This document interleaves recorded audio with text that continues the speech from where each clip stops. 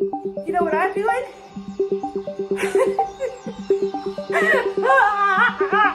I can't even articulate how excited I am. Yes, God, go, God, go.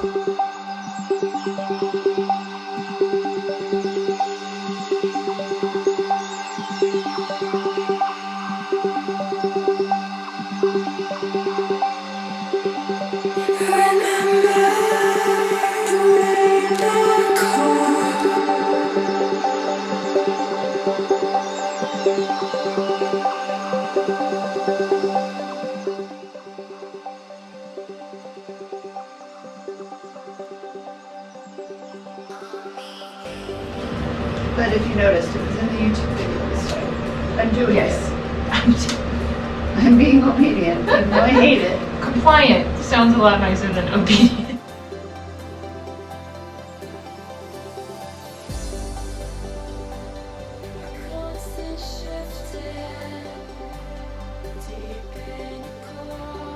I'm a few minutes early for a meeting today, and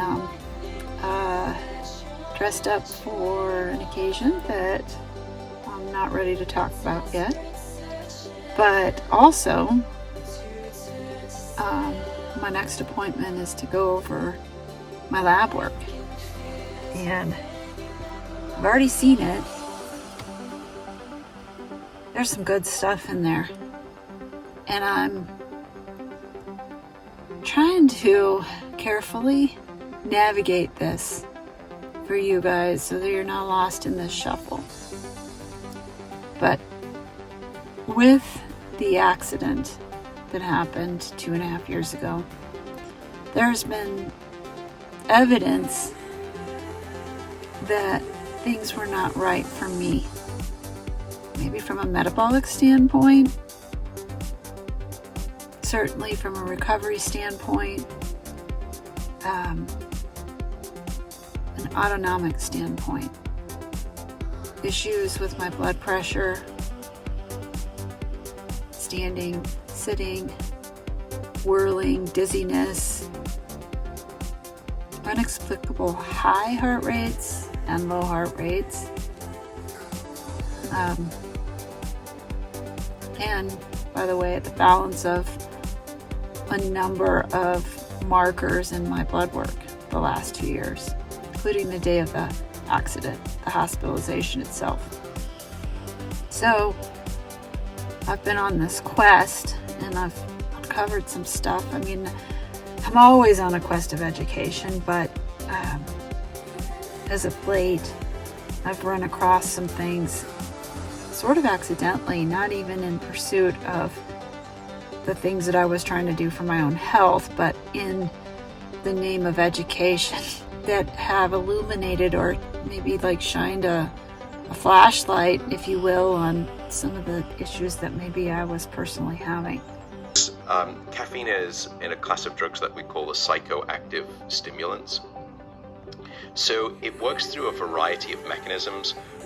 One is a dopamine mechanism. Dopamine we often think of as a reward chemical, but dopamine is also very much an alerting neurochemical as well. And caffeine has some role, it seems, to play in increasing dopamine.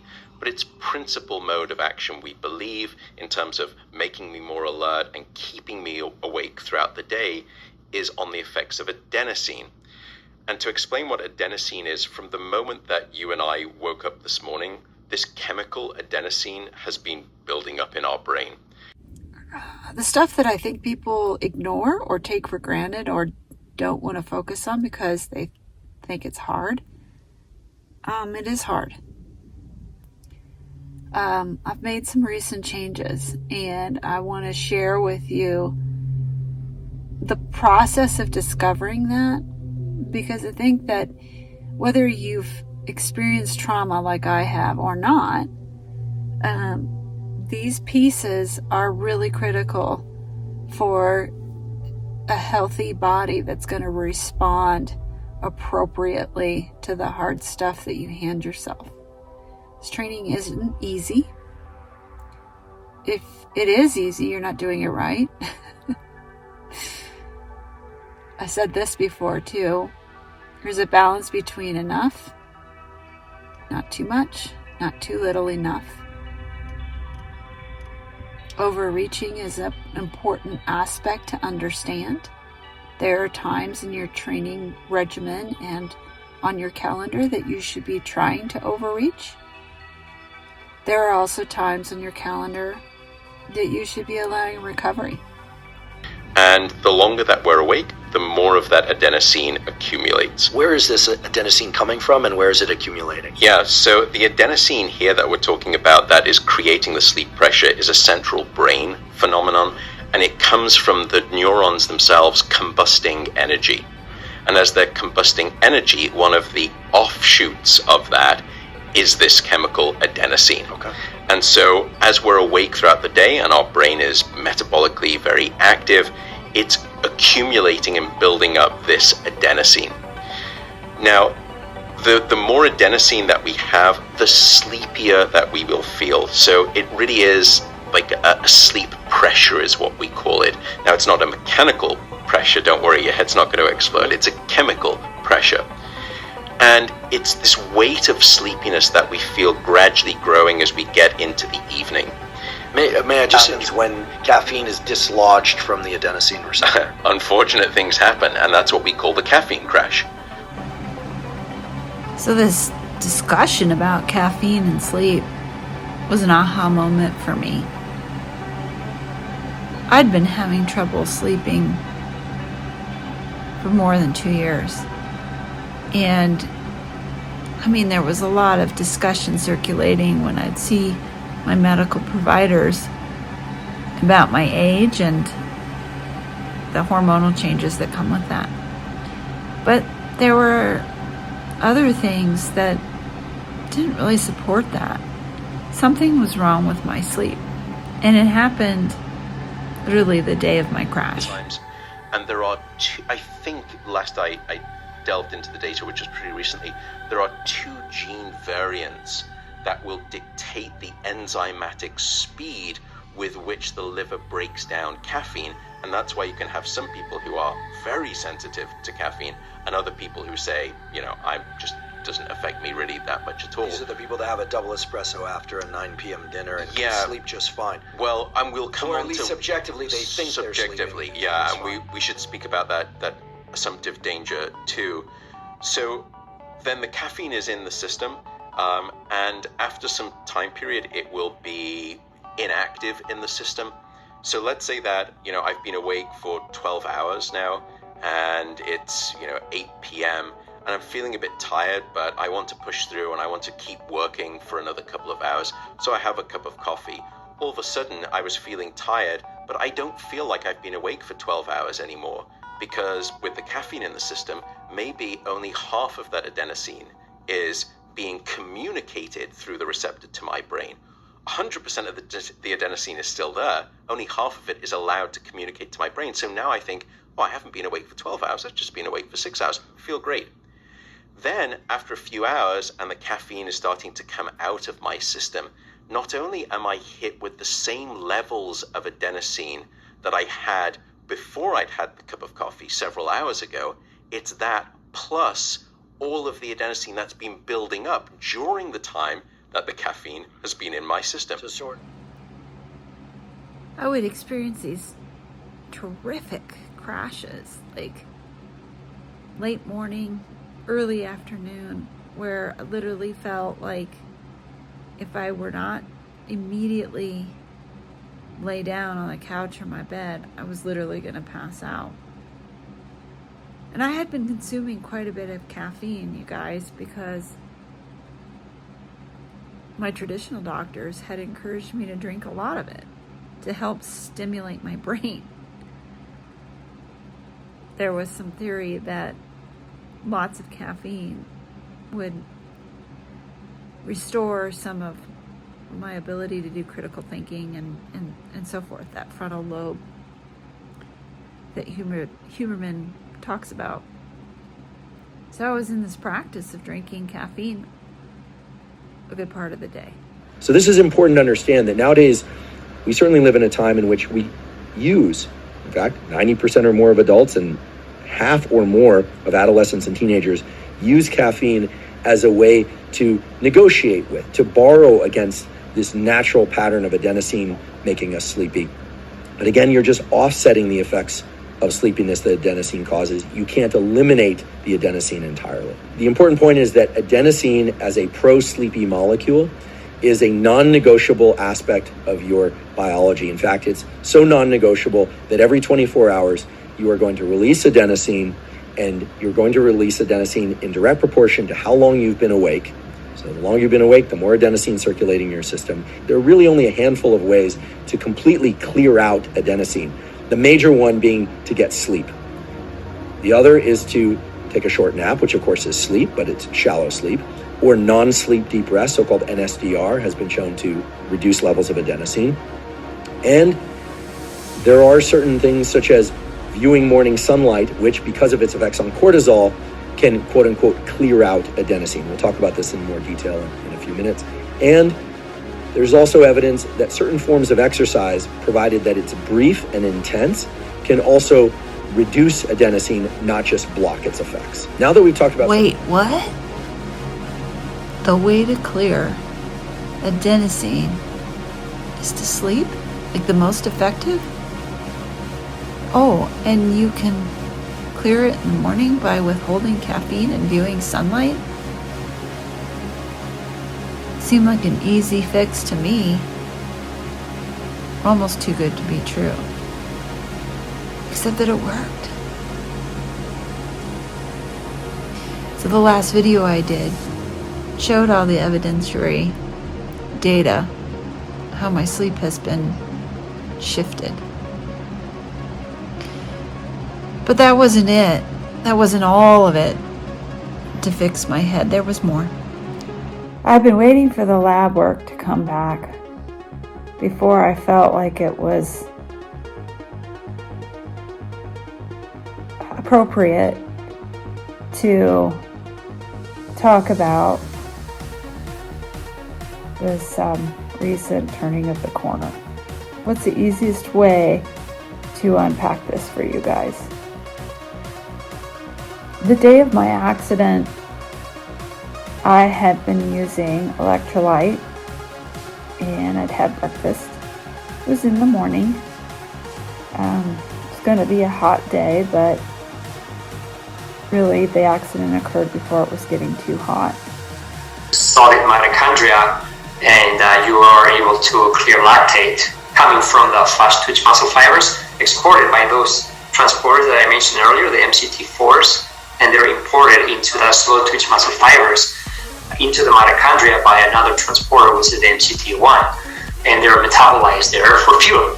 So you're not only getting rid of that acidic microenvironment, but you also use lactate as an extra fuel. And lactate is a more potent fuel than carbohydrates. For example, traumatic brain injury patients, for example, the brain prefers to use lactate over glucose, and pretty much every cell in the body would like lactate over glucose because it's a much simpler process to metabolize it. My fasting glucose was like shockingly high. It was 122. There were some other things in my lab work that day that something was wrong. Then started under the care of my sports med doctor, Mackenzie Reichschneider at Physical Dimensions, and that's when things really began to turn for me. So I stumbled on this podcast about adenosine clearing and the use of caffeine, probably overusing caffeine, upon the advice of my traditional doctors. And then I stumble on this other coaching podcast that talks about the damaged receptors in the brain of traumatic brain injury survivors. And it really got me thinking about metabolism, and my blood work, which was clearly showing the seams of my metabolism not working properly. A complicated patient because I don't have a thyroid due to having thyroid cancer in 2011. Oh, the ebbs and flows. But it really got me thinking, because the limiters in metabolism, like the full circle, the completion of it, oxygen, water, sugar, electrolytes, and a few compounds that we make, starting with adenosine. So the wheels are turning in my head. And the timing of that podcast and the timing of receiving my test kit from Nix. Oh man, you guys. Fingerprints. Had a well exam at Physical Dimensions with the nurse practitioner there, and my labs were still quite a bit off. Cholesterol was really high, my glucose was high, my A1C was high. There were some other things. My thyroid functions didn't seem quite right.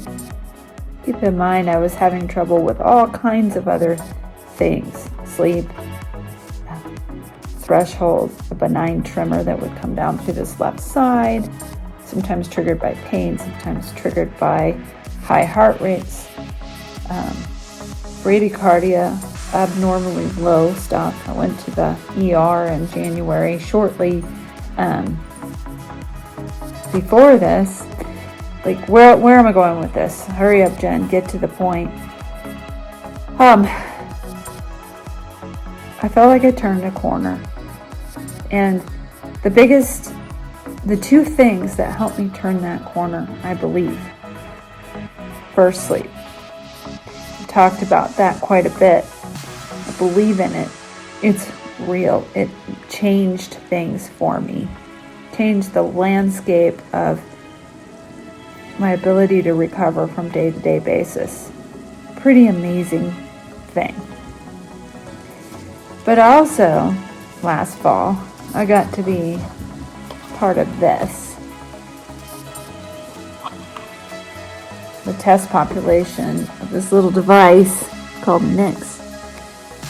What it does is it measures your hydration, your sweat rate, if you will, like how much sodium loss, and so forth, through bouts of exercise that you lose. And the discovery was that I was losing twice as much as what I thought I what I had estimated. I did it the old school way, which is to weigh in and weigh out after exercise, and then kind of take a look at your clothing and start with 500 milligrams of sodium, and then kind of work your way up. I never dreamed that I was losing close to 1,400 milligrams of sodium. Now, I think that number is going to come down, because I think I was so depleted that it was showing these giant numbers. And as I've kind of gotten my body back online this last 6 weeks, that number, I think, is going to drop. I'm going to retest that. My educated guess, my hypothesis, is that my sodium stripping is going to come down slightly. The good news is, today I got my blood work back, and it was not perfect. Is there any such thing as perfection? I don't think so, but it's so much better. My electrolytes were better. My fasting glucose was 83, and that is considered gold standard. I'm really excited because I feel like it's the proof that I needed to show you guys that I've turned a corner. And it's taken lots of medical help. It's taken a mountain of learning from me. I stumbled on podcasts.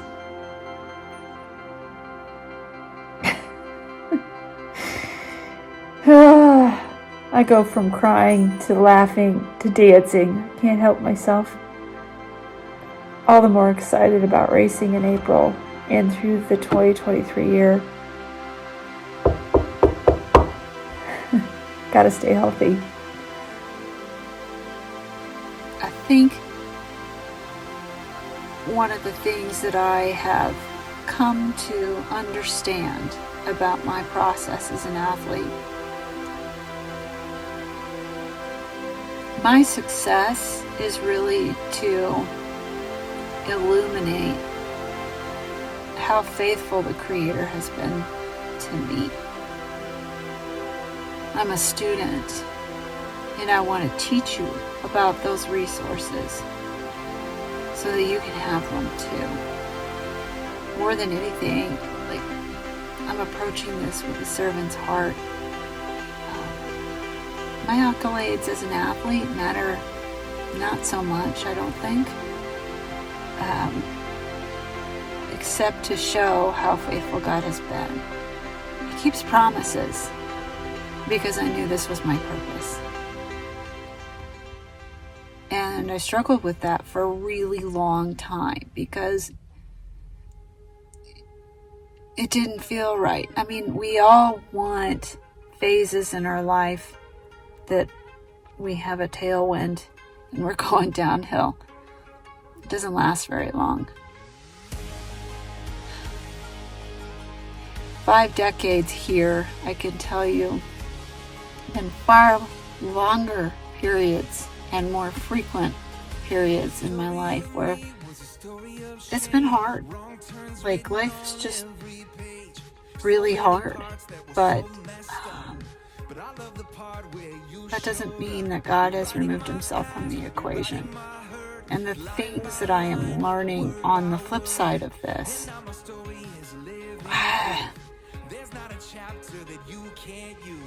I just don't have any regret any longer. Like, I really can see the goodness and the mercy of God, and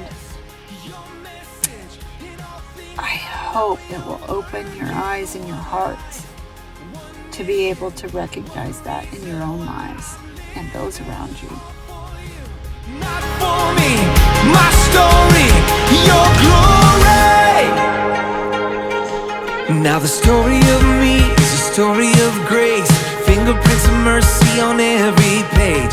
No more ashamed of the path I took. You set me free to be an open book. If even my scars are part of your plan, take all of my heart, Lord, here I am. My only cause till you call me home is knowing you more and making you known. My story, your glory, my pain, your purpose, my mess, your message. In all things I know you're working. One life, one mission, one reason why I'm living.